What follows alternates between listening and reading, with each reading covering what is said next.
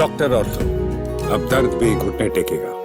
देश में स्वतंत्रता दिवस के मौके पर कई कार्यक्रमों के आयोजित हुए। वहीं दिल्ली की मुख्यमंत्री रेखा गुप्ता ने भी स्वतंत्रता दिवस पर अपने पहले संबोधन में यमुना नदी के पुनर्द्वार सहित कई बड़े संकल्प लिए। सीएम ने दिल्ली वालों को आश्वासन दिलाया कि उनकी सरकार राजधानी में वर्ल्ड क्लास इंफ्रास्ट्रक्चर डेवलप करेगी। उन्होंने लोगों को आश्वासन दिलाया कि दिल्ली जल्द ही सपनों का शहर बनेगी।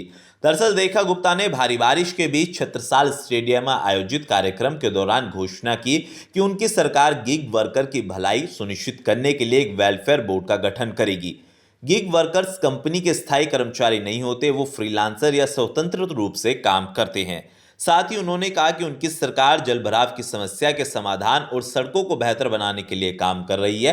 मुख्यमंत्री ने कहा कि मैं यमुना के पुनर्द्वार का संकल्प लेती हूँ। हमारी सरकार पहले ही दिन से इसकी सफाई की दिशा में काम कर रही है। साथ ही उन्होंने बताया कि यमुना को साफ करने के लिए कई वादे किए गए थे, लेकिन कुछ हासिल नहीं हुआ। लेकिन अब यमुना इतनी साफ हो जाएगी कि हम इसके पानी में सूर्य का प्रतिबिंब भी देख पाएंगे और इसके तट पर पूजा अर्चना कर सकेंगे।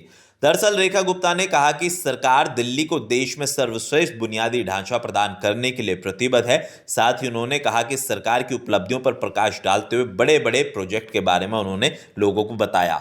मुख्यमंत्री ने कहा कि उनकी सरकार ने ओलंपिक और राष्ट्रमंडल खेलों में पदक जीतने वालों को सर्वोच्च पुरस्कार देने का वादा किया है। साथ ही उन्होंने कहा कि पहली बार हम दिल्ली में खेलों के विकास में योगदान देने वाले युवाओं के लिए रोजगार की सुरक्षा सुनिश्चित करेंगे।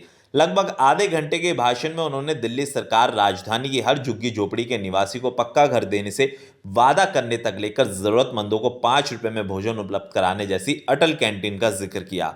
हालांकि कह सकते हैं कि इससे पहले भी दिल्ली में अरविंद केजरीवाल ने झंडा फहराया था और उन्होंने बतौर मुख्यमंत्री रहते हुए दिल्ली वासियों के लिए कई वादे किए थे। लेकिन दिल्ली वासियों को इंतजार है कि क्या वो वादे पूरे होंगे या नहीं, क्योंकि पिछले 10 साल की भी अगर बात करें तो बीजेपी कहती है कि पिछले 10 सालों के अंदर कोई काम नहीं हुआ।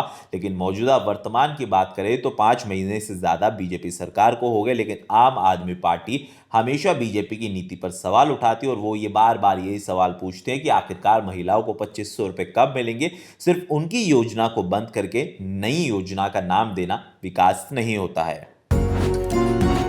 डॉक्टर ऑर्थो, अब दर्द भी घुटने टेकेगा।